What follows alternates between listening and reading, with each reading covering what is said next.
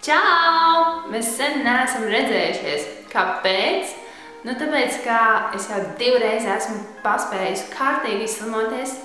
Mēs nosvinējām Pāla 1. gada jubileju un paspējām arī paceļot, tā teikt, pagarināt mūsu neizdevušos vasaru. Tāpēc arī šo video es gribu veltīt ceļošanas tēmai. Es gribu padalīties mūsu pieredzē, kā ir lidot ar zīdaini, jo mēs esam šī gada laikā ar Pālu lidojuši jau 2 reizes. Tāpēc es vēlos salīdzināt 2 aviosabiedrības. Pālam bija 7 mēneši, mēs lidojām uz Milānu ar Raineru. Un tagad, kad Pālam burtiski jau bija gads, mēs lidojām uz Rieku ar Air Baltiku. Un šajā video es gribu pastāstīt, kas tad būtu tās svarīgās nianses, kas ir jāņem vērā, ja jūs šobrīd tikai plānojat doties ceļojumā savā pirmajā lidojumā ar bērniņu, pastāstīt plusus un mīnusus.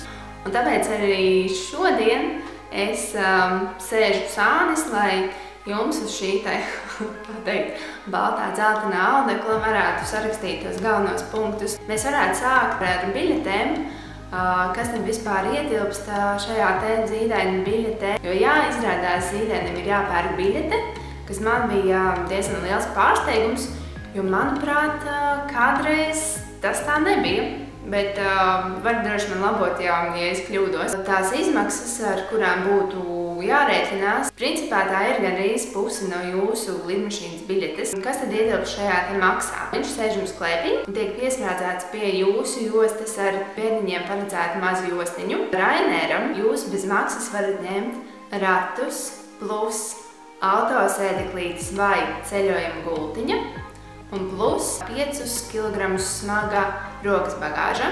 Savukārt Air Baltikā tie ir rati vai autosēdeklītes vai ceļojuma gultiņa un plus 10 kg smaga nododamā bagāža. Ko var saprast ar ratiem? Jūs varat ņemt vai to saucamos lietusargu tipa ratiņus vai arī tādus ratus, kā ņēmām mēs.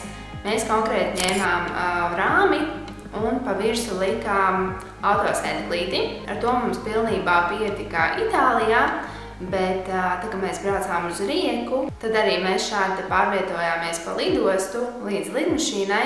Tad šajā 10 kg smagajā nododamajā mēs likām iekšā ratiem sēžamo daļu. Tad svarīgs punkts, kas var mulsināt, ko var ņemt līdzi. Bērnam var ņemt līdzi pilnīgi visu, jo tas nav atkarīgs no aviosabiedrības. Tad, kad jūs ejat cauri šai drošībai, detektoriem, tad jums ir jānorāda, ka tās lietas ir paredzētas jūsu bērnam. Tas, ko mēs ņēmām līdzi, bija, piemēram, karstais ūdens termosā, parastais ūdens viņa dzeramajā pudelītē, biezenīši, banāni. Vienīgais, pie kā drošībnieki piekasījās, tas bija karstais ūdens termosā, bet viņi mums norādīja, ka viņi to ūdeni aiznesīs pārbaudīt. Tas aizņēma maksimums minūti 2, un tad viņi atgriez atpakaļ. Tad laikam es gribētu salikt plusus un mīnusus abām aviosabiedrībām. Par Raineru godīgi teikšu, ka es laikam gribu norādīt tikai mīnusus, bet tie mīnusi nebija tādi, ka ārprāts, mēs vairs nekad nelidosim ar Raineru, bet vienkārši tie bija varbūt tādi nelieli sīkumiņi, ko varbūt gribētos savādāk. Un gribu uzsvērt, ka uz abām šīm pilsētām mēs lidojām ekonomiskajā klasē, un ja salīdzinā tad abas lidmašīnas, tad Raineram principā vietas kājām nebija nemaz. Ja es esmu augumā 1,80 m, mans vīrs ir 1,90 m, tad viņam nabadziņam bija ļoti grūti.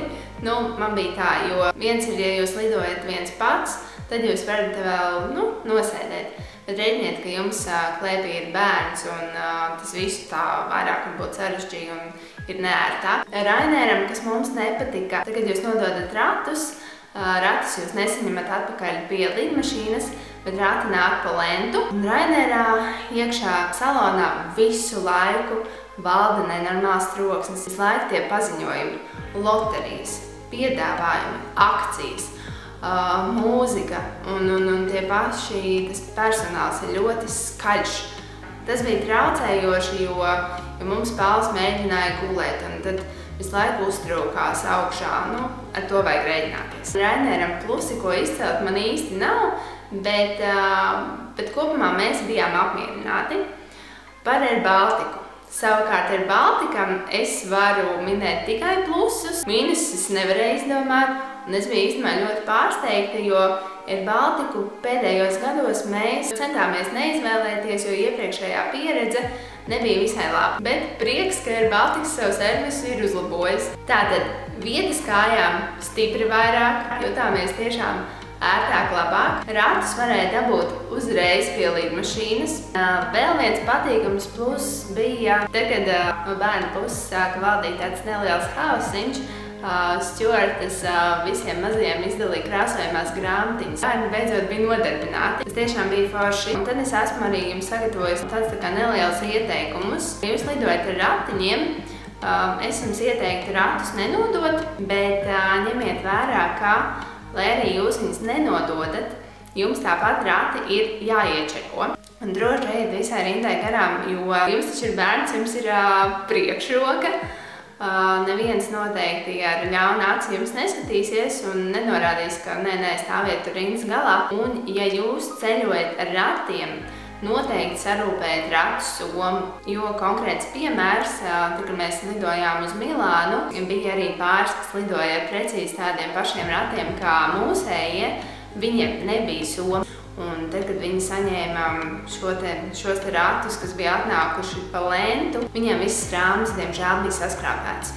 Savukārt mums, kam rati bija somā, viss perfekti. Tad sarūpējiet jau laikus bērniņam ēdamo, vai tas ir pieniņš, vai tas ir varbūt dzeramais, tad, kad jūs paceļaties. Jo viņi pirmkārt būs nodarbināti, viņi būs koncentrējušies uz ēšanu, un tas arī panāks to, ka viņiem neaizskatīs austiņas. Un ja jūs ceļojat jau ar nedaudz lielāku bērniņu jau ap gadu, tad noteikti nopērkat kādu jaunu mantu, un tad, kad bērniņš jau sāk, jūs jūtat, ka viņš sāk niķoties, tad iedodat viņam šo te jauno neredzēto mantu. Bērns sēdēs nodarbināts un viss kašķus aizmirsīsies. Tātad kopumā ir bijusi mūsu pieredze. Gribētos teikt, ka tiešām ļoti pozitīva. Valda uzskats, ka vislabākais laiks ceļošanai ar bērnu ir tieši līdz gada vecumam. Ja jums ir vēlme ceļot, neatlieciet to, jo ceļot kopā ar bērnu, tas ir wow, tā sajūta ir pavisam citā līmenī un atmiņas, ko jūs gūsiet visi kopā. Bet ja jums ir bijusi savādāka pieredze, varbūt sliktāka pieredze, būšu ļoti priecīga un arī domāju, ka citi skatītāji to redzēt komentāros. Lūdzu, padalieties un paldies, ka skatījāties un tiekamies jau nākamajā video. Atā!